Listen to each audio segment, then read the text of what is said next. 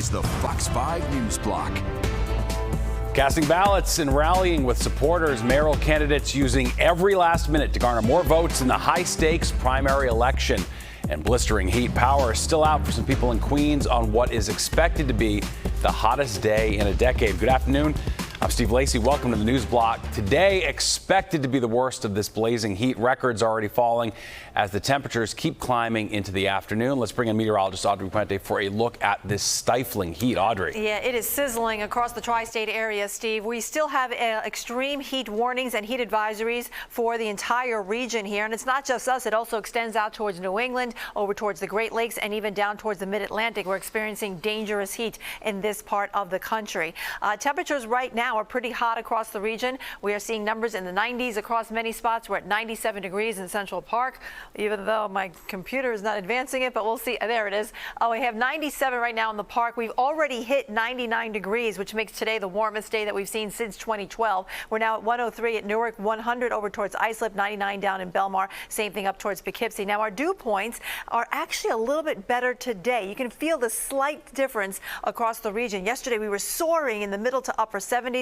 Now we've dropped back into the 60s. So yes, it's hot out there. However, it's slightly drier with our humidity levels than it was yesterday. But still, when we factor in those things together, the dew points as well as the temperatures, we do have heat index values over 100 degrees. It's feeling like 106 in White Plains, 100 in Poughkeepsie, and 99 right now in Central Park. Our winds aren't giving us much of a relief right now. They're relatively light across the region. A little bit of a breeze at times, making it feel more like a blow dryer rather than a refreshing cool breeze for sure. Not much is happening on the radar either. No rain showers in sight for the rest of today as well as into tonight. We have high pressure in control, keeping us in this heat dome across the northeast. So everyone is experiencing the warm weather from New England all the way out towards the Great Lakes and the mid-Atlantic. A look at the futurecast shows that tonight we may have a few clouds speckling our sky, and that will be the case as we start off the daytime hours tomorrow. But in the afternoon, we're now going to have a cold front approaching us from the west, and that's going to help ignite a couple of showers popping up late in the day on Wednesday. So you may want to have your umbrella handy. You can see things firing up here after about 1 or 2 o'clock,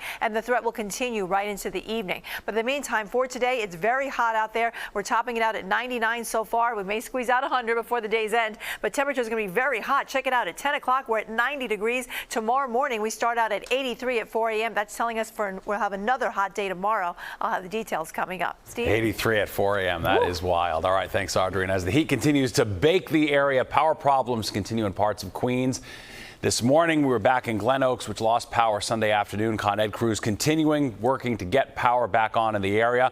People in the neighborhood say constant setbacks, though, have delayed the power from coming back on. Yesterday night, there is a fire in the main hole. So maybe 1 hour fire in the main hole. All the cable are burned out. We don't have the electricity from last 2 days, and it's too hot, and it's difficult to stay in the home. And New York City Emergency Management Commissioner Zachary Iscol was on Good Day New York this morning, telling New Yorkers the best way to help keep the power on is to conserve energy. Don't use your heavy appliances during the day. Really conserve energy, right, to reduce demand on the grid. If you're going to go outside, try and do it earlier in the day or later in the day. If you're voting today, try and do it before 11 a.m. or after 6 p.m., making sure you're hydrated, wearing loose-fitting clothing, and then doing a lot to check in on your neighbors, right? If you have somebody that might need help, give them help. That's what we as New Yorkers do. And Iscol says his department has delivered 4,000 cases of water to the Board of Elections to be distributed to voters on this primary day. And many voters, of course, are indeed braving the heat to cast their ballots. One polling place in Belrose, Queens, reports dealing with on and off power problems. Former governor and mayoral candidate Andrew Cuomo casting his ballot, and with Cuomo still ahead in almost every poll, some experts wonder if this extreme heat could deter some of his supporters from turning out. Cuomo, though, says he's not worried and still urged people to get out and vote. It's a little warm, but today is the day, and you have to vote. If you don't vote, other people do, and then you lose your right to complain. All right, and Zoran Mamdani rallied with Brad Lander on the Upper West Side. Those two have teamed up in hopes of surpassing Cuomo, asking voters make them their top 2 choices on their ballots. He urged his supporters to take it easy when heading out to the polls. Make sure you're staying hydrated, make sure you have a towel, make sure you don't look like me, make sure that you're actually staying cool, because this is our chance to turn the page on the politics of the past. And we have this opportunity, and it's going to close at 9 p.m., so let's get out there, let's leave everything on the field. All right. The NYC Board of Elections says there have been more than 605,000 check-ins as of noon. Polls are open until 9 o'clock tonight.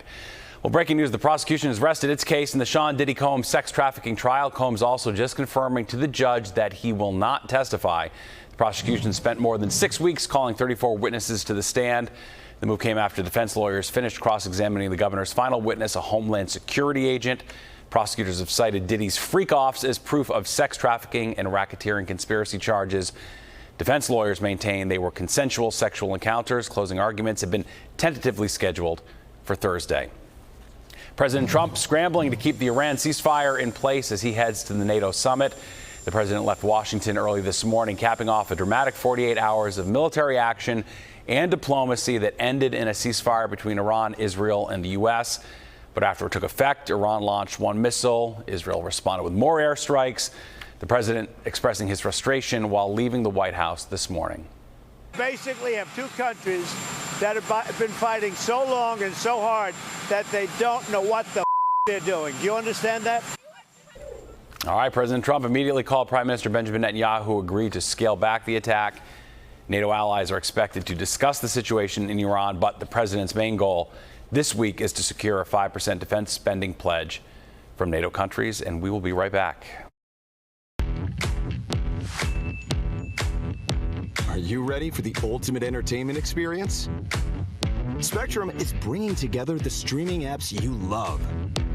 Plus, live TV for sports, entertainment, and news. All in one place, across your devices. So no matter when or where you are, it's all here. Spectrum.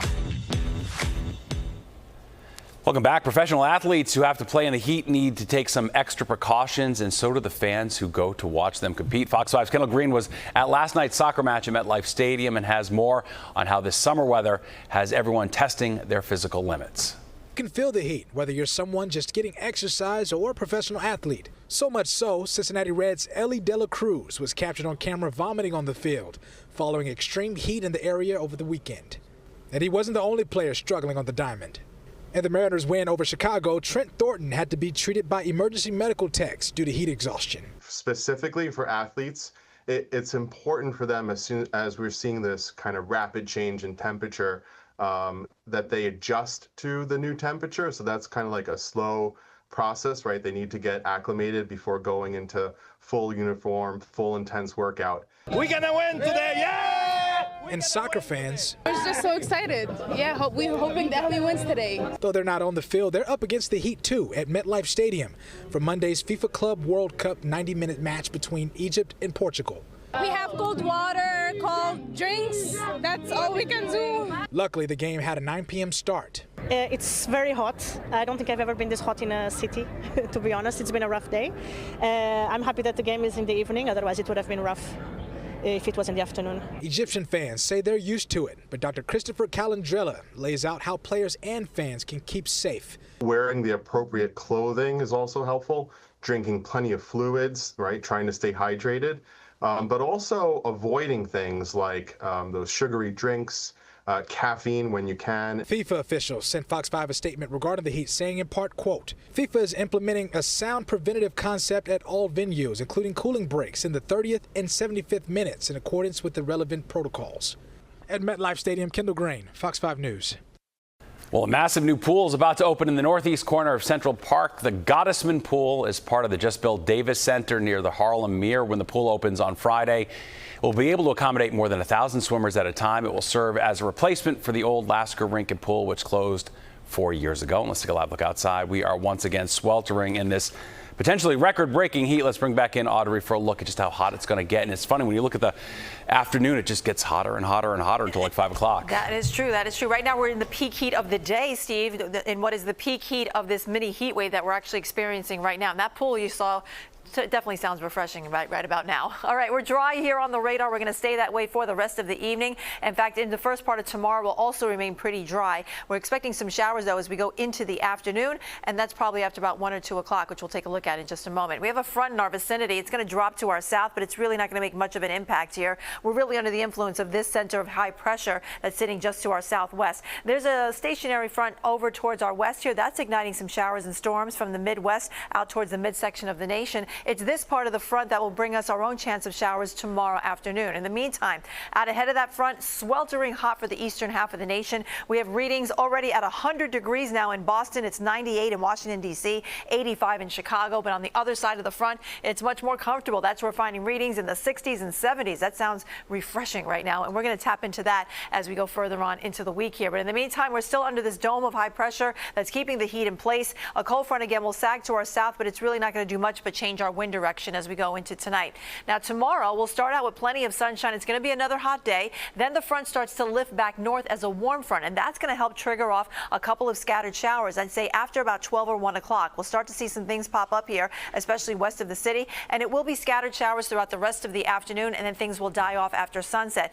We'll do it again as we go into Thursday too, because the low will still be in our vicinity, and so will the stationary front. That will be the catalyst for a couple of pop-up showers, first in the Hudson Valley in the morning, and then for everyone it looks like towards the afternoon. Not a complete washout, but I think on Thursday we could get a couple of downpours out of this system late in the day in time for the dinner time hour on Thursday. So in the meantime, for tonight, we're going to drop back into the 70s in many spots. A very muggy evening once again. We'll be down to only 81 out at Newark Liberty Airport, and then tomorrow's highs a little bit cooler, right? We're going to be in the 90s, so not as brutal as it has been over the last 2 days, but this could make for a heat wave, our first one of 2025. And then after that, we see a nice drop in temperatures. We're at 84 on Thursday. We're going to bring up the chances for showers, but we'll have some relief as temperatures drop into the 70s by the end of the week. Steve? 70s from this. Ooh, wild. What chilly. A roller coaster. All right. Thanks, Audrey.